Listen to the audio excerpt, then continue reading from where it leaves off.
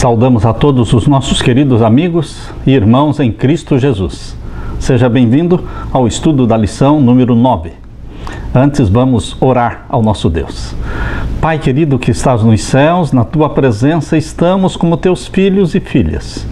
Derrama sobre nós o Espírito Santo ao abrirmos a Tua palavra e que o Senhor nos ensine a sermos gratos, que o Teu Espírito nos faça agradecidos e que esta nossa gratidão se expresse em ofertas ao nosso Deus, dando a nossa vida, dando o nosso tempo, nossos talentos, nosso dinheiro e fazendo do nosso corpo um templo do Espírito Santo. Em nome de Jesus pedimos e agradecemos. Amém. A lição número 9, ofertas de gratidão. Na meditação matinal do ano de 1967, na página 63, nós lemos a história do Dr. Albert Schweitzer. Perguntaram para o Dr. Albert Schweitzer: se você tivesse a oportunidade de falar a todos os jovens de todo o mundo, o que você diria para eles? E o Dr. Schweitzer disse: antes de tudo, eu diria a estes jovens que fossem mais agradecidos. Sabem, eu fico às vezes perturbado com o pensamento de que eu não fui tão agradecido quando eu era jovem. Sabem, queridos, o coração humano, ele, por natureza, não é agradecido, pois é egoísta e o egoísmo não engendra o senso de gratidão.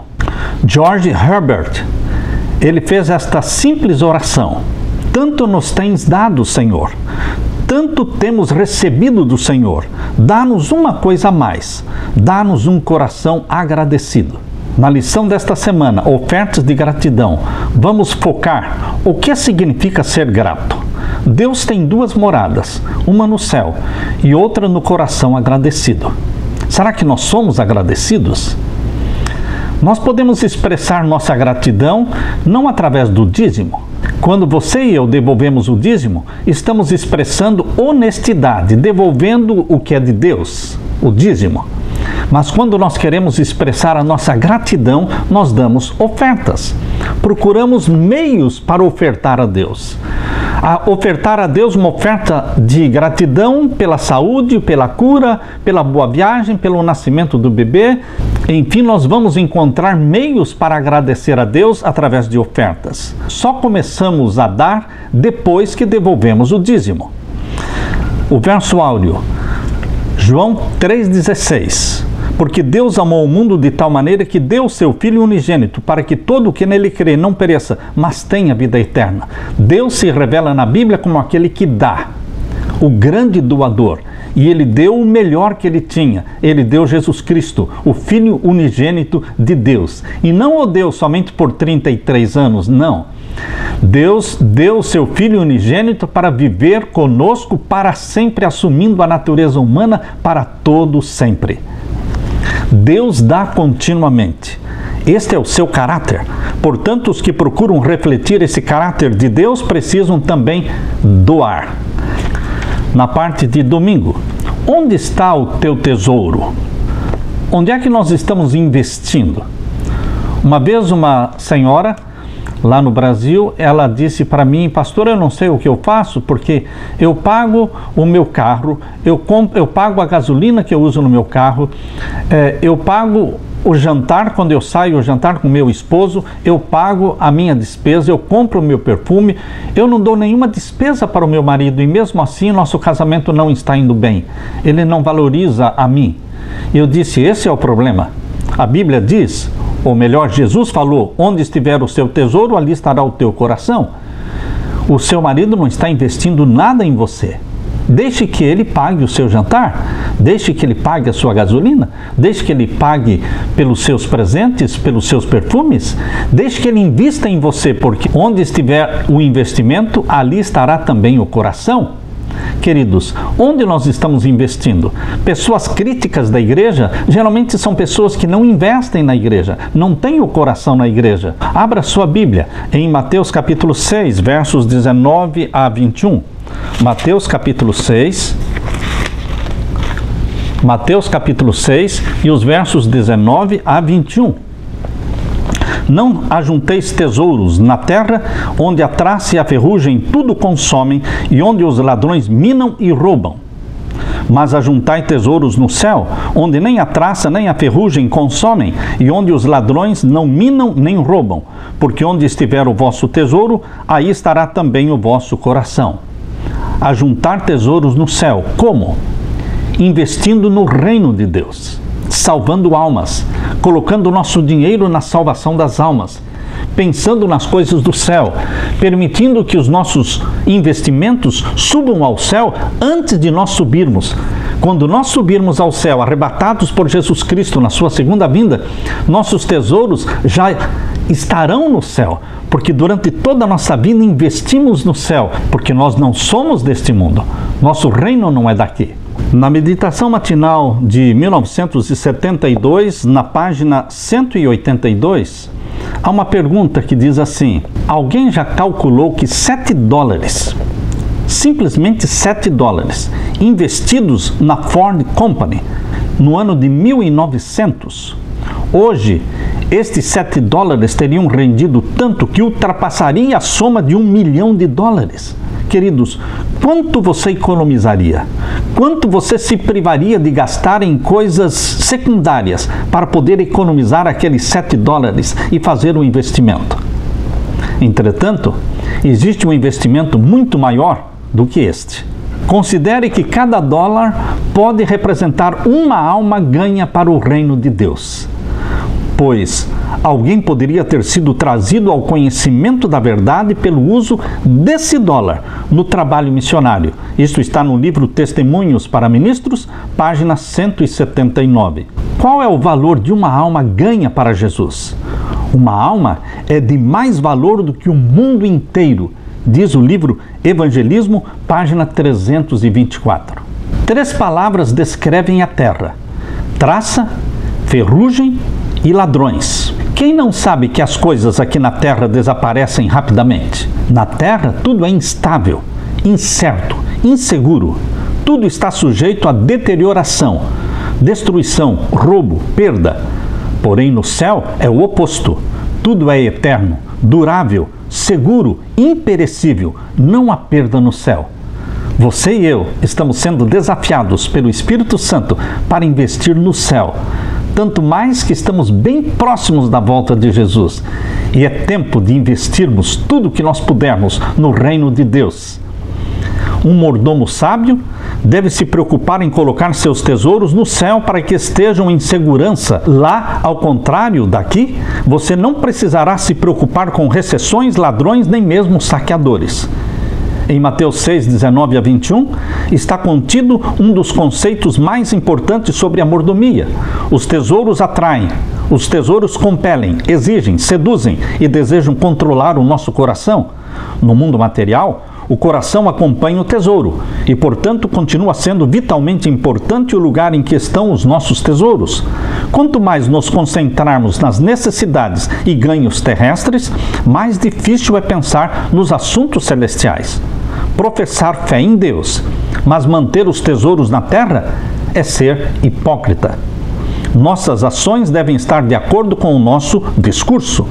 Embora, evidentemente, precisemos ser práticos e prover as nossas necessidades e até mesmo a nossa aposentadoria, é essencial sempre manter diante da nossa mente o grande panorama, que é a eternidade, é o céu. Nosso reino não é aqui, nós vamos para o céu e é lá que temos que investir. Na parte de segunda-feira, mordomos da graça de Deus. Você e eu não somos mordomos somente do dinheiro ou do tempo, nós somos mordomos também da graça. A graça é o mais precioso dom que nos veio através de Jesus Cristo. Graça significa um dom imerecido. Convido você para ler Efésios capítulo 2, verso 8. Efésios capítulo 2 e o verso 8.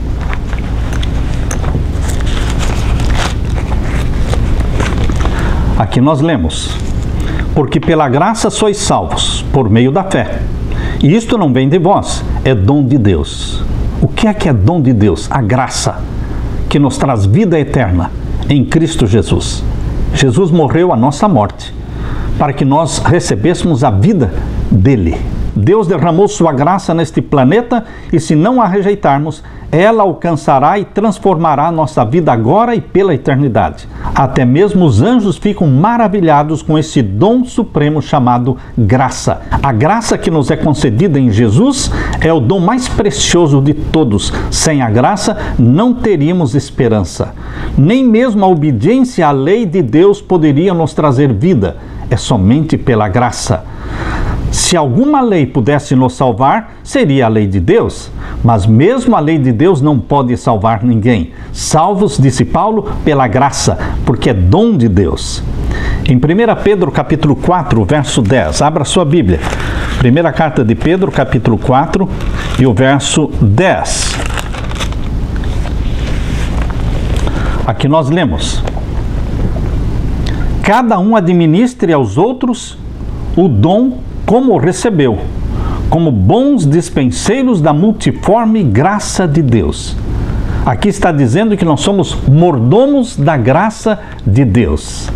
O que é administrar e ser um mordomo da graça de Deus? É não guardar esta graça somente para nós. É comunicá-la aos outros. É ser um evangelista da graça divina nesta terra.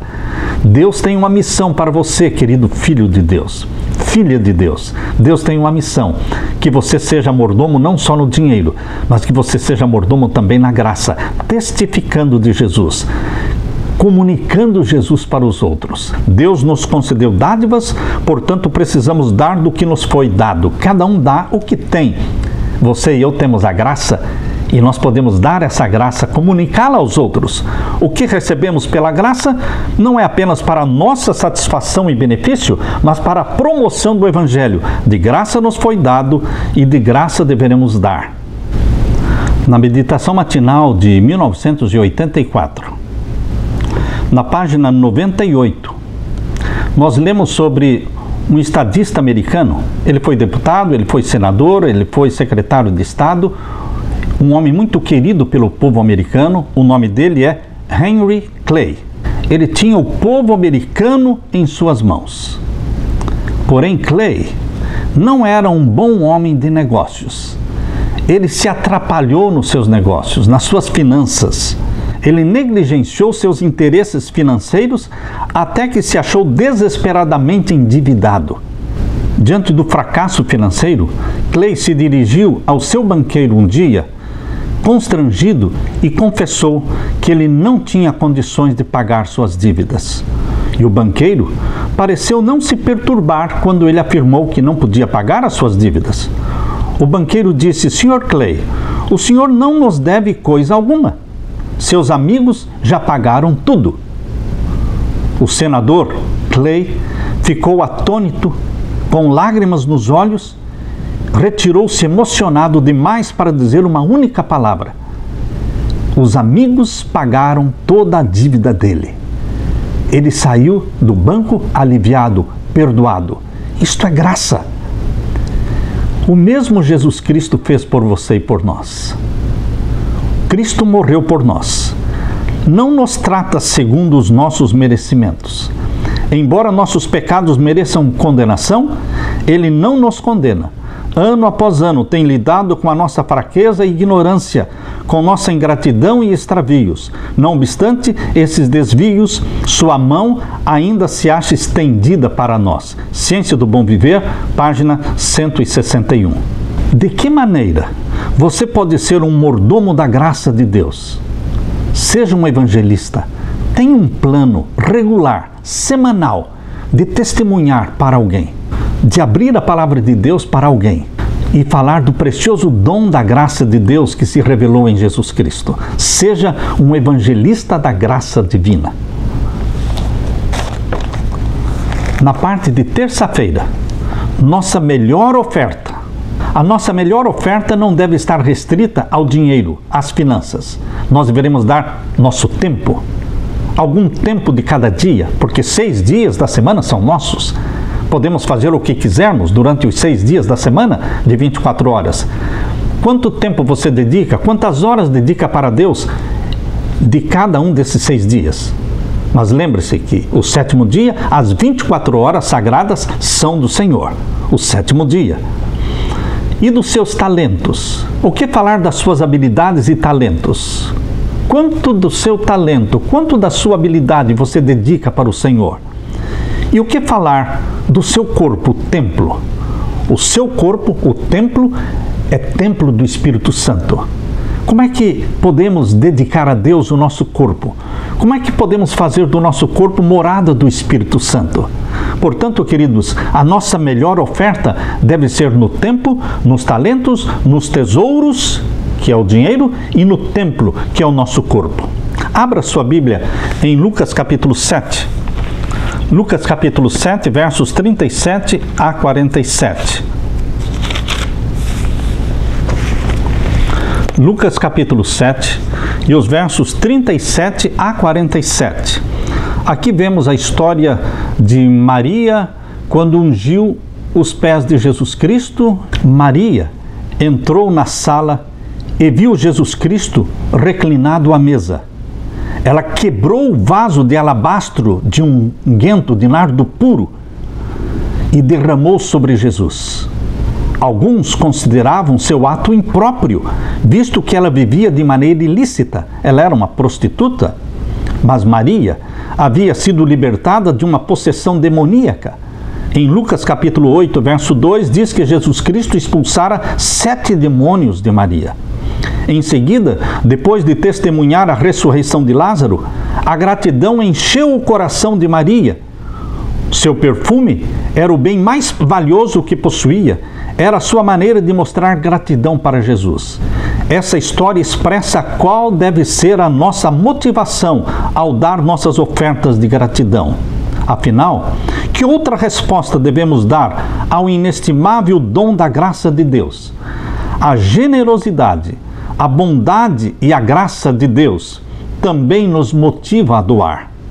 Nosso tempo, nossos talentos, nossos tesouros e o nosso templo, o nosso corpo. Deveremos ser mordomos de Deus no cuidado de todas estas áreas da nossa vida.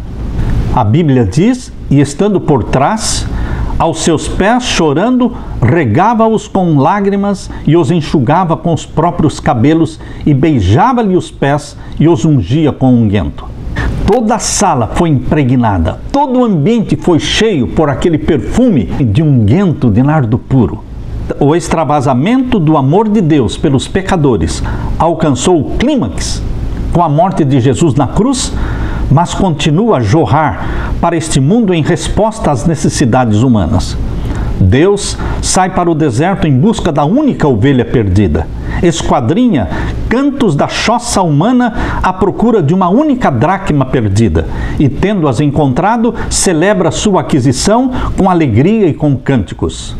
Maria, chorando aos pés de Jesus, representa todos aqueles que já foram tocados pela riqueza da graça celestial. As lágrimas de Maria, os beijos em seus pés, o frasco derramado de precioso perfume falam pelo coração agradecido.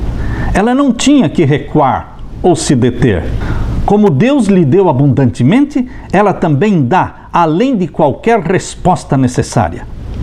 Ao deixar a casa de Simão, naquele dia, Maria tinha gasto tudo pelo Mestre. Tinha entornado a economia de 1 ano sobre os pés de Jesus Cristo. Mais do que isto, tinha se humilhado aos olhos dos convivas à mesa de Simão. Levava consigo, porém, a alegria do perdão. E isto era mais do que suficiente. Será que valeu a pena Maria ter gasto toda a economia de 1 ano e ungir Jesus Cristo? Sim, valeu a pena. O amor não limita e nem mede. O amor dá e o amor torna a dar. Os que se sentem constrangidos pelo amor de Deus não perguntam quão pouco deverão dar para satisfazer as exigências de Deus. Caminho a Cristo, página 45. Nós não damos ofertas para receber favores. Em vez disso, damos ofertas porque somos gratos a Deus. Deus tem 2 moradas, uma no céu e outra no coração agradecido. Será que Deus mora no seu coração, no meu coração?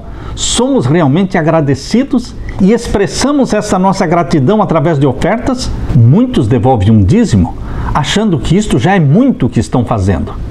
Ofertas de gratidão, nem falar, nem pensam nisso. Mas, queridos, nós só começamos a dar algo para Deus depois que devolvemos o dízimo. Aí sim vamos começar a dar, mostrando gratidão. Na parte de quarta-feira, motivos do coração. Deus não olha somente para a oferta. Deus olha principalmente para o motivo que está em nosso coração. O que é que nos levou a dar? Que espírito moveu a nossa dádiva? A história da oferta generosa da viúva pobre era minúscula em comparação às outras dádivas. A oferta desta viúva foi generosa porque mostrou a verdadeira natureza do seu caráter e coração, o que levou Jesus a falar: esta viúva pobre deu mais do que todos. Lucas 21, verso 3. Só Deus conhece nossa verdadeira motivação. É possível realizar ações certas pelos motivos errados. Doar da abundância que temos não requer muita fé, mas doar com sacrifício, como o caso da viúva, pelo bem dos outros, revela algo muito poderoso sobre o nosso coração. Queridos, nós devemos gravar esta frase na nossa mente. Deus ama aquele que dá com sacrifício, não daquilo que lhe sobra, mas daquilo que lhe faz falta. Na meditação matinal de 1970, na página 68, fala sobre a viúva e o menino. Vindo, porém, uma viúva pobre depositou 2 pequenas moedas correspondentes a 1 quadrante. E chamando os seus discípulos, disse-lhes: em verdade vos digo que esta viúva depositou no gasofilácio mais do que o fizeram todos os ofertantes, porque todos eles ofertaram do que lhes sobrava. Ela, porém, da sua pobreza, deu tudo quanto possuía, todo o seu sustento. Quando o Alasca sofreu um terrível terremoto, anos atrás, a esposa do governador disse que muitos telefonaram para ela pedindo ajudas, pedindo socorro. Mas um dia ela recebeu a carta de um menino de 10 anos. E nesta carta, o menino de 10 anos enviava para a esposa do governador do Alasca 2 centavos.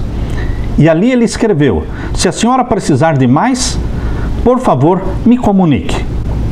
Queridos, aí está o exemplo de uma fé brilhante. 2 centavos não são muito, mas eram provavelmente tudo quanto aquele menino de 10 anos possuía. Este menino provavelmente era daquelas pessoas que faz o que lhes é possível fazer, ainda que seja pouco, mas deveremos fazer o que é possível fazer. A oferta da viúva pobre e a oferta deste menino lá no Alasca falam de um aspecto da vida humana. As pessoas ricas raramente dão tudo. Pessoas prósperas dificilmente vão dar os seus últimos 2 centavos. Falando em geral, as igrejas não dependem das ofertas das pessoas mais ricas, mas das múltiplas pequenas dádivas do povo comum. Em outras palavras, uma pessoa comum parece muitas vezes mais disposta a arriscar alguma coisa por Deus do que outra dotada de uma maior fortuna e capacidade. Deus se interessa em nossos motivos e está percebido de quanto nos resta após havermos dado. Para Deus é importante o quanto nos restou depois que fizemos a nossa dádiva. A igreja de Corinto foi a cabeça no sentido de iniciar a campanha em favor do auxílio aos pobres de Jerusalém. Admirável foi o seu entusiasmo ao iniciar esta campanha. Mas isso foi feito no ano passado, disse Paulo. O entusiasmo arrefecera, os compromissos não estavam sendo pagos. Ao que parece, a natureza humana ainda não mudou muito. Quantos projetos de construção de igreja começaram com uma aclamação, com uma animação e terminaram com um murmúrio? Deus jamais exige que um homem ou uma mulher façam mais do que a sua capacidade real permite. Como disse Margaret Deland, 1 litro não pode encher uma pipa. Se ele encher 1 litro, está fazendo tudo o que se espera dele.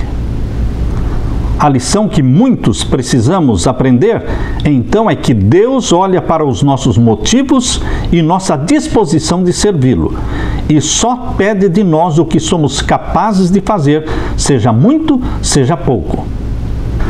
Aquele a quem muito é dado, muito é exigido.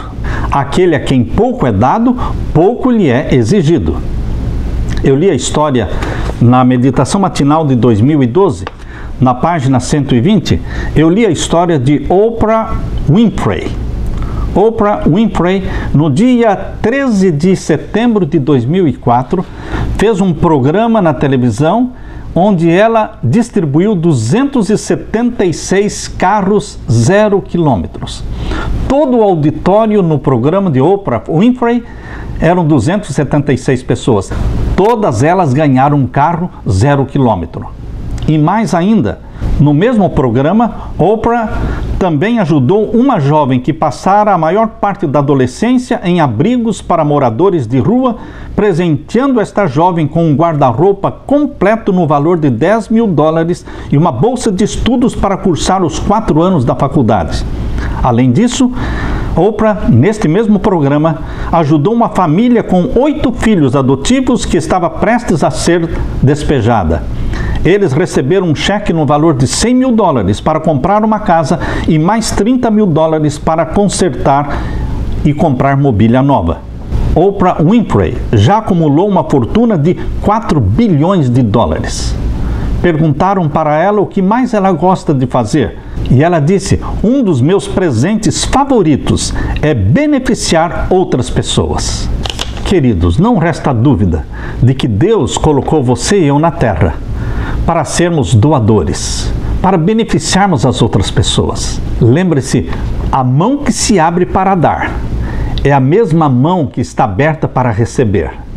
Mais bem-aventurado é dar do que receber. Se você é um canal de bênção, se você é um canal pelo qual as bênçãos que vêm de Deus passam por você e chegam até as pessoas necessitadas, você estará sempre recebendo. Deus estará sempre derramando do céu, através de você, as bênçãos. E você se torna um distribuidor das bênçãos de Deus. Na parte de quinta-feira, a experiência de doar. Eu conheci um homem chamado Dr. Milton Afonso. Eu conheci pessoalmente, viajei com ele algumas vezes, pude estar no seu escritório conversando pessoalmente com ele no Rio de Janeiro. Um homem que me disse: pastor, meus filhos às vezes querem me proibir de doar, mas eu tenho dito para eles: deixem que eu exerça o ministério que Deus me deu. É o ministério da beneficência. Eu amo doar. E realmente, queridos, Dr. Milton Afonso está entre os maiores filantropistas e doadores do mundo.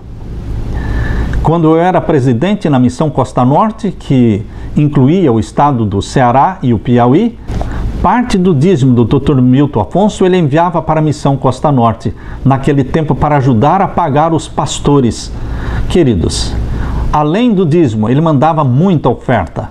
Ofertas que nos auxiliaram a comprar 2 rádios, uma próxima de Fortaleza e outra rádio próxima de Juazeiro do Norte.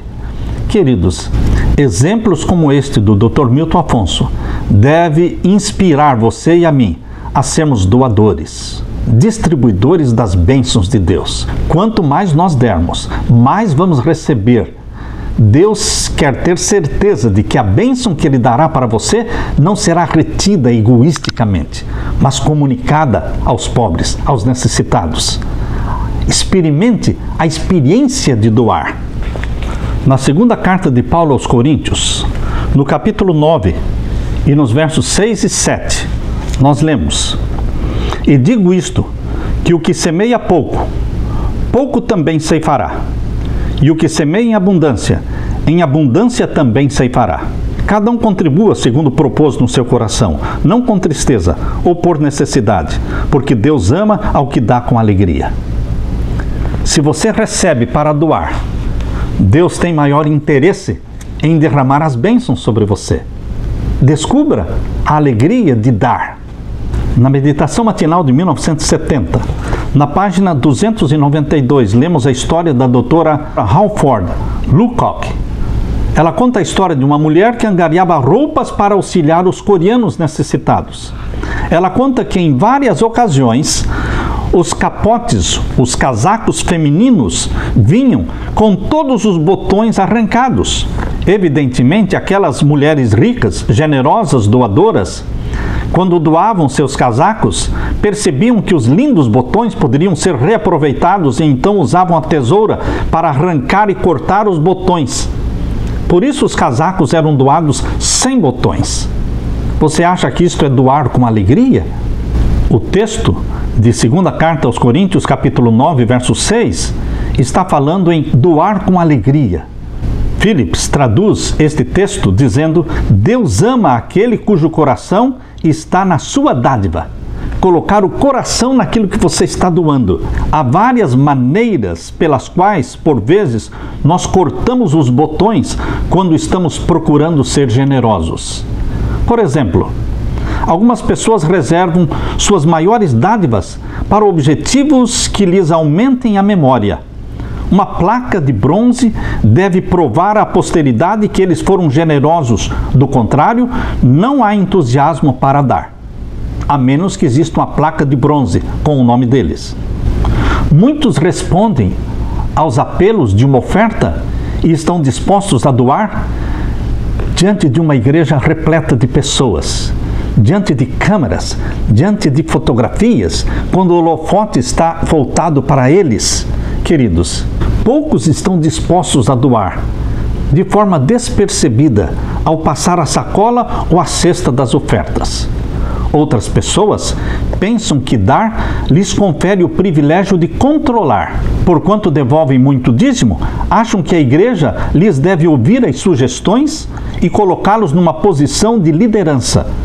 Entendem que o pregador está sujeito aos desejos deles, uma vez que eles ajudam a pagar o salário dele.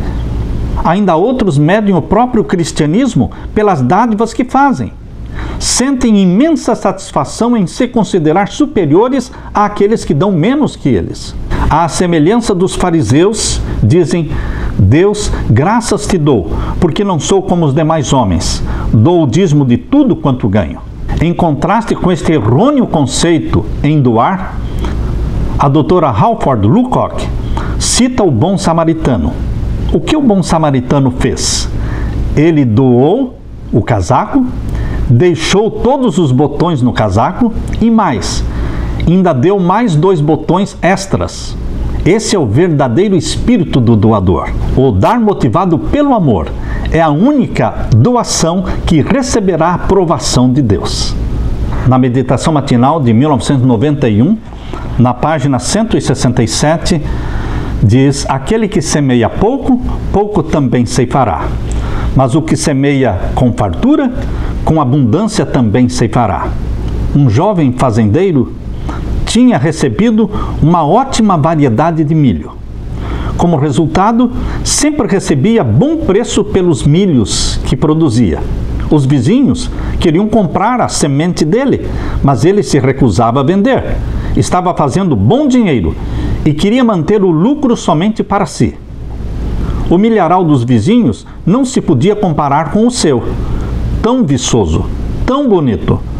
Começou a notar, porém, que o seu milho, próximo da divisa dos vizinhos, não estava indo tão bem. Isto o preocupou. No ano seguinte, observou que, enquanto o milharal dos vizinhos estava tão pobre como de costume, a área fraca da sua propriedade estava maior do que no ano anterior. A razão saltou-lhe aos olhos. O vento estava espalhando o pólen do milho inferior para o seu milharal, produzindo milho inferior apesar da sua boa semente. A solução também era evidente. Se ele quisesse continuar a ter milho de boa qualidade, teria que partilhar com os vizinhos a boa semente. E foi o que ele fez. E todos prosperaram. Queridos, ninguém jamais ficou mais pobre por partilhar suas bênçãos com os outros. Seja um distribuidor das bênçãos de Deus. É dando que se enriquece. Deus gravou este princípio de partilhar, de doar, no próprio mecanismo da natureza. O oceano recebe a água de milhares de rios, mas recebe para dar. Ele devolve na forma de chuva que rega e fertiliza a terra. As plantas absorvem gás carbônico do ar e exalam oxigênio, o que é essencial para a vida dos animais. É dando que recebemos, e recebemos na medida em que damos. O sábio confirma esta verdade quando escreve: a quem dá liberalmente, ainda se lhe acrescenta mais e mais. Provérbios 11, 24. É partilhando com os outros as bênçãos que Deus nos dá, que lhe damos a oportunidade de enriquecer nossa vida com bênçãos maiores ainda. Costuma-se dizer que há 3 espécies de doadores: o doador tipo pedra, o doador tipo esponja e o doador tipo favo de mel. Para conseguir alguma coisa do doador pedra, é preciso dar-lhe uma pancada com um pedaço de aço e, mesmo assim, muitas vezes não dá mais do que uma fagulha. O doador esponja só doa quando apertado, quando pressionado, e mesmo assim retém muita coisa com ele. Mas o doador tipo favo de mel é apenas uma frágil cobertura de abundante doçura. E o menor rompimento desta coberta dá um fluxo de doçura. Deus ama ao doador tipo favo de mel. O bispo Nelson, da Nova Zelândia, conta de 2 homens que se encontraram e um deles pediu ao outro uma dádiva para ajudar a igreja que estava em necessidade. E o outro reclamou, dizendo: eu não gosto da igreja porque a igreja só pede, pede, pede. E o outro irmão respondeu: olha, quando meu filho era um rapazinho, ele sempre estava a me pedir botas, sapatos, roupas, meias, ternos, e estes acabavam depressa. E ele pedia mais. Eu os dava mais, e quando ele cresceu, vieram as despesas de escolas, de faculdades, mas infelizmente o meu filho morreu. Agora eu não tenho nenhuma despesa mais com ele. Mas como eu gostaria de que ele estivesse vivo, para que eu pudesse continuar gastando com ele. Queridos, uma igreja morta não pede nada, mas uma igreja viva e dinâmica sempre está em necessidade, sempre estão pedindo mais e mais, porque ela está viva. Primeira carta de Timóteo, capítulo 6, e o verso 18. Aqui o apóstolo Paulo disse a Timóteo e pediu que ele transmitisse isso aos membros da igreja. Capítulo 6, verso 18 da primeira carta de Timóteo: que façam bem, enriqueçam em boas obras, repartam de boa mente e sejam comunicáveis, que entesourem para si mesmos um bom fundamento para o futuro, para que possam alcançar a vida eterna. Investir no céu, entesourar para nós mesmos um bom fundamento para o futuro. Que futuro? A vida eterna. Queridos, que tipo de doador somos nós? O doador tipo pedra? O doador esponja? Ou o doador favo de mel, que deixa fluir um fluxo de doçura, com alegria, com prazer, porque mais bem-aventurado é dar do que receber. Que Jesus Cristo, através do Espírito Santo, trabalhe em nosso coração e nos dê esta alegria de dar, porque é dando que se recebe, é amando que se é amado, e é morrendo que se vive para a vida eterna. Que a graça de meu Senhor Jesus Cristo esteja com você. Amém.